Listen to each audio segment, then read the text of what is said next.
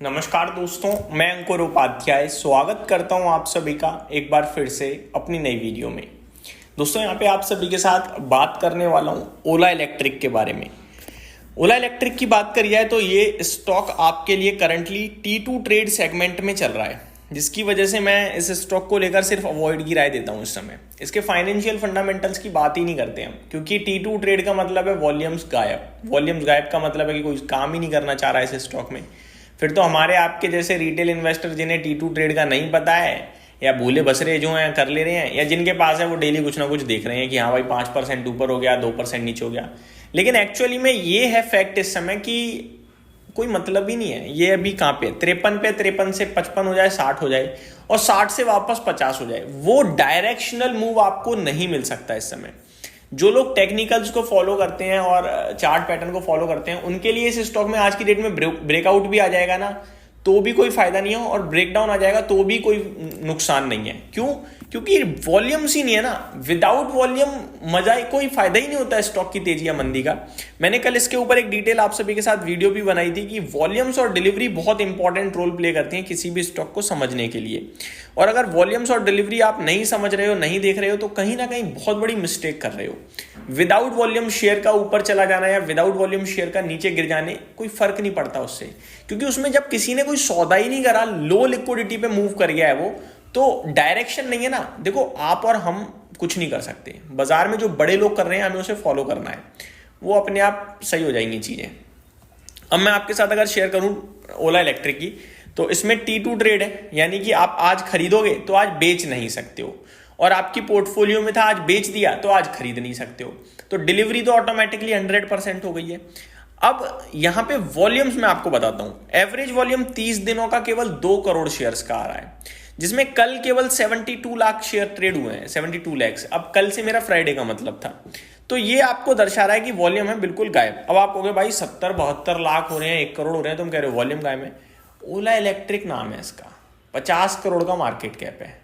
50 करोड़ के market cap पे अगर 50 करोड़ का मार्केट कैप, 50 रुपए का शेयर है।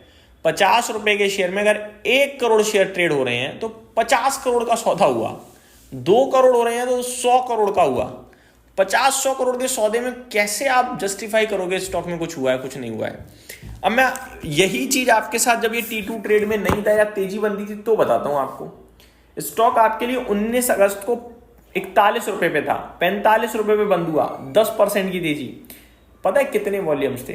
58 करोड़ शेयर्स ट्रेड हुए, 58 करोड़ शेयर्स। अगले दिन 45 से 54 हो गया, 54 रुपए। पता है वॉल्यूम्स कितने थे? 111 करोड़ शेयर्स ट्रेड हुए, 111 करोड़। फिर अगले दिन गिरावट आई, 54 रुपीज से घटकर रह गया 48 का। वॉल्यूम्स 56 करोड़ ट्रेड हुए। फिर 2 दिन लगातार कंसोलिडेशन हुआ और दोनों दिन 25-26 करोड़ शेयर ट्रेड हुए, और अगले तीसरे दिन से फिर से तेजी शुरू। 26 अगस्त को ऊपर आया स्टॉक, और स्टॉक में वॉल्यूम्स आए 47 crore shares. Next day again तेजी बनी और वॉल्यूम्स आए 78 करोड़ शेयर्स।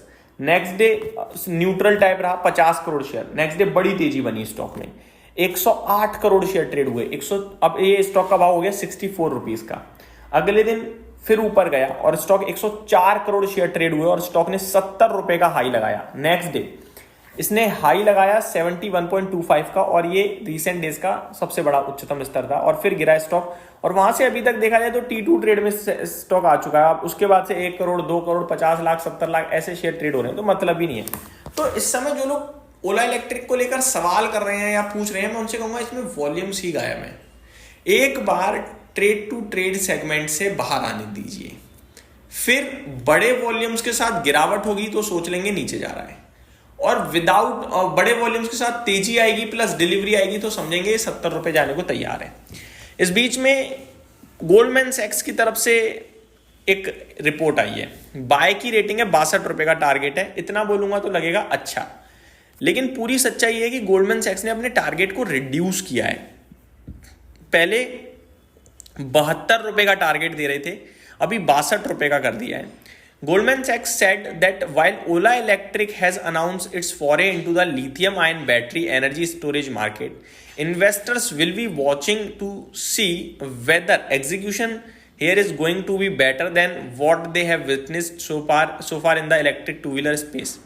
तो ये कह रहे हैं कि चेक करना बड़ा ज़रूरी है कि जो कंपनी कह रही है वो कैसे एग्जीक्यूट करती है और कैसा क्या नहीं करती है।